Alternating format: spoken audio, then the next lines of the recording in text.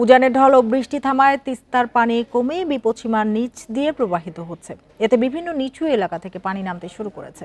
তবে এখনও 4 জেলায় পানিবন্দী 70,000-এর বেশি মানুষ। এদিকে পানি নামার সাথে সাথে বিভিন্ন এলাকায় তীব্র হয়েছে ভাঙন। এর মধ্যে কুড়িগ্রামে বিলীন হয়েছে 30টি ঘর। এ নিয়ে আরও জানাতে কুড়িগ্রাম থেকে যোগ দিয়েছেন সহকর্মী আব্দুল খালেক। আব্দুল খালেক, আমরা দেখছি যে পানি নামার সাথে সাথে কিন্তু নদী ভাঙন তীব্র হচ্ছে। তো নদী ভাঙন প্রতিরোধে কোনো ব্যবস্থা এরই মধ্যে নেওয়া হয়েছে কিনা?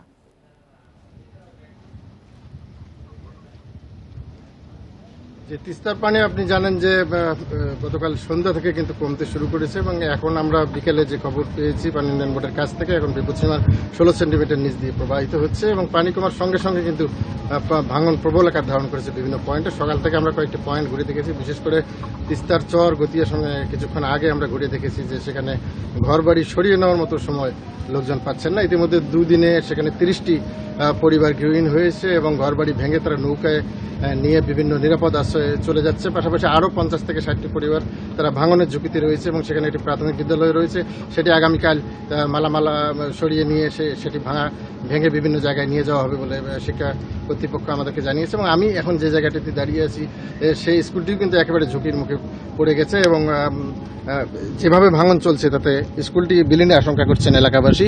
পানি উন্নয়ন বোর্ডের সাথে আমরা এই ব্যাপারে কথা বলেছি, তারা জানিয়েছে গত 2 বছর ধরে কিন্তু এই স্কুলটি সংরক্ষণের জন্য, রক্ষা করার জন্য তারা জিও ব্যাগ ফেলে ভাঙন প্রতিরোধের চেষ্টা করছেন, কিন্তু এখন দেখা যাচ্ছে জিও ব্যাগে বিভিন্ন এলাকায় ধস নেমে গেছে এবং স্কুলটি যে কোনো মুহূর্তে বিলীনের আশঙ্কা করা হচ্ছে। এইরকম অবস্থা কিন্তু কুড়িগ্রামের 60টি স্কুলে, একটি উচ্চ বিদ্যালয় এবং বাকিগুলো প্রাইমারি স্কুল, সেগুলো একেবারে নদীর কিনারে পড়ে গেছে এবং সেগুলো রক্ষা করা পানি উন্নয়ন বোর্ডের জন্য কঠিন হয়ে গেছে। আমরা কিছুক্ষণ আগেও পানি উন্নয়ন বোর্ডের নির্বাহী প্রকৌশলীর সাথে কথা বলেছি, তিনি জানিয়েছেন যে সব জায়গায় হয়তো জিও ব্যাগ ফেলে প্রতিরোধমূলক ব্যবস্থা নেওয়া সম্ভব হচ্ছে না তাদের বরাদ্দ স্বল্পতার কারণে। কোনো কোনো এলাকায় যেগুলো সরকারি স্থাপনা রয়েছে, বাঁধ রয়েছে বা স্কুল রয়েছে, সেখানে তারা জিও ব্যাগ ফেলে প্রতিরোধ করার চেষ্টা করছেন। পাশাপাশি যে এলাকাগুলোতে এই ধরনের স্থাপনা নাই সেই এলাকার লোক কিন্তু অনেক কষ্টে রয়েছেন, বিশেষ করে তারা ভাঙন প্রতিরোধের সরকারি কোনো সহায়তা না পেয়ে তাদের নিজ নিজ ঘরবাড়ি রয়েছে, ঘরের মালামাল রয়েছে, সেগুলো তারা সরিয়ে নিচ্ছেন এবং সরিয়ে নেওয়ার ক্ষেত্রে তারা একটি কথা বলছেন যে বিকল্প জায়গা না থাকায় তারা কিন্তু এখন কোনো জায়গায় গিয়ে যে নতুন করে তার ঘরবাড়ি তুলবেন সেটার